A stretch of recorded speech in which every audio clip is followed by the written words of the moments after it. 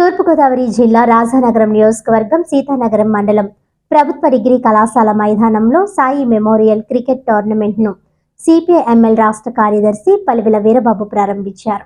ఉత్సాహభరిత వాతావరణంలో ప్రారంభమైన ఈ టోర్నమెంట్ ప్రారంభ కార్యక్రమానికి ముఖ్య అతిథిగా విచ్చేసిన సిపిఐ ఎంఎల్ రాష్ట్ర కార్యదర్శి పలివెల వీరబాబు ముందుగా సాయి చిత్రానికి పూలమాలలు వేసి నివాళులర్పించారు.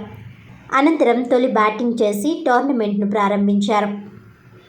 ఈ సందర్భంగా ఆయన మాట్లాడుతూ యువత క్రీడల వైపు మొగ్గు చూపి శారీరకంగా మానసికంగా అభివృద్ధి చెందాలని, క్రీడలు వ్యక్తిత్వ వికాసానికి దోహదపడతాయని అన్నారు. టోర్నమెంట్ నిర్వహణకు తన వంతు ప్రోత్సాహంగా 50,000 రూపాయలు ఆర్థిక సహాయం అందించనున్నట్లు ప్రకటించారు.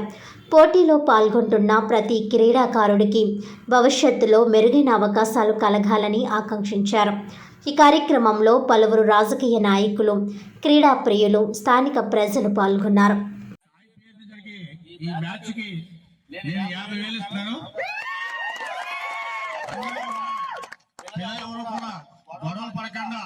ఎన్ని రోజులైతే ఆడతారో అన్ని రోజులు చాలా శాంతియుతంగా ఉండాలని అందరూ కూడా మనస్ఫూర్తిగా కోరుకుంటా ఉన్నాం. తన సౌకర్యాన్ని చాటుకొని 50,000 రూపాయలు సాయి మెమోరియల్ క్రికెట్ టోర్నమెంట్ కి ఇస్తున్నందుకు ఈ యూత్ తరఫున ఆయనకి ప్రత్యేక శుభాభినందనలు తెలియజేస్తున్నాము. ఇటువంటి జాతులుగా గల నాయకులు మాకు ఉన్నందుకు మేము చాలా సంతోషంగా ఉన్నాము. Thank you. వార్తలోని ముఖ్యాంశాలు మరోసారి.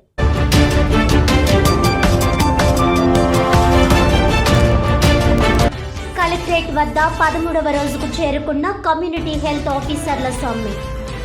ఆయుష్మాన్ భారత్ నిబంధన ప్రకారం 6 సంవత్సరాలు పూర్తి చేసుకున్న సిహెచ్ఓలను రెగ్యులరైజ్ చేయాలని డిమాండ్.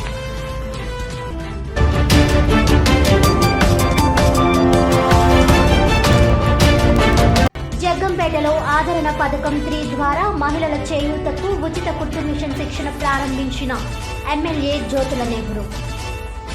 మహిళలు శిక్షణను సద్వినియోగం చేసుకుని అదనపు జీవనోపాధి పొందాలన్న ఎమ్మెల్యే.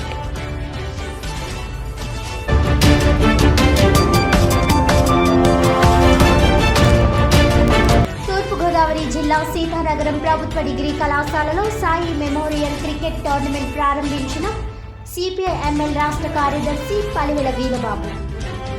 టోర్నమెంట్ నిర్వహణకు 50,000 రూపాయల ఆర్థిక సహాయం అందించనున్నట్లు వెల్లడి.